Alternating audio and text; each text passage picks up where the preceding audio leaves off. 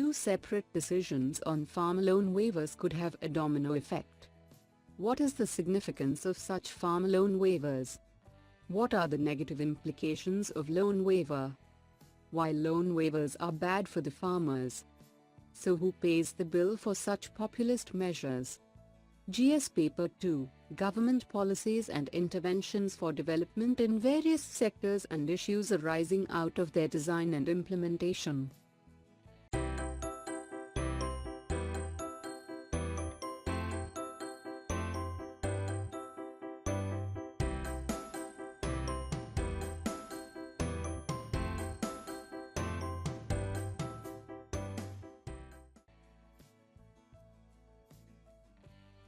What is the context about? Recently, Uttar Pradesh government approved a write-off on outstanding farmer loans of up to Rs 1 lakh, taken before March 31, 2016. The state cabinet also decided to waive loans worth Rs 6,000 crore extended to smaller and marginal farmers that had turned into non-performing assets. Together, this package will cost the exchequer about Rs 36,000 crore. This is a worrying trend for a country that wants to double agricultural incomes by 2022. What is the significance of such farm loan waivers? Farmers reeling under huge debt burdens will be benefited. The decision will affect the smaller and marginal farmers in particular, as they can now invest in agricultural improvement, without having to restrain themselves thinking about repaying their loans. An artificial reduction in the paid loan burden of banks to an extent, as they won't be under the obligation to ensure repayment. What are the negative implications of loan waiver? The impact on the aspect of credit discipline will be bad, creating an atmosphere of impunity concerning satisfying the obligations on borrowing money. Such decisions will affect the financial chain, starting from the supply side to the marketing side in agriculture, thus leading to underinvestment. A similar clamor for debt relief might arise from other states, which might not be adjustable on a sustainable basis.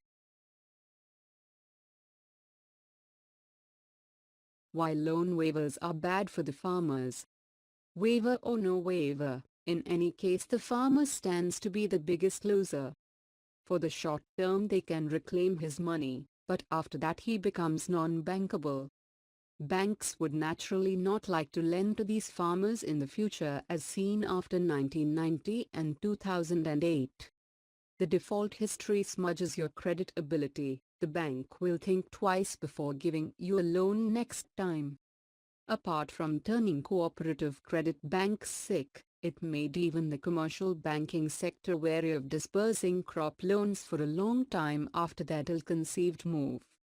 Finally, the move does not address the bigger issue of farmers' indebtedness to money lenders, who charge usurious interest rates. So who pays the bill for such populist measures? Normally the government pays or promises to pay the banks who are too fragile to absorb such high levels of default. Banks are likely to get long-term state government bonds. Banks will ask states to give them SLR status bonds, so that they can sell it in the market and get reimbursed. If the SLR status is not given, then the banks are not willing to give the states a long lease by way of tenure. They would be interested in short-term bonds which can be encashed sooner than later. But the money recovered by way of taxes, higher taxes in all probability, over the next few years would go to fill the hole created by the loan waiver, which would have otherwise been used for development.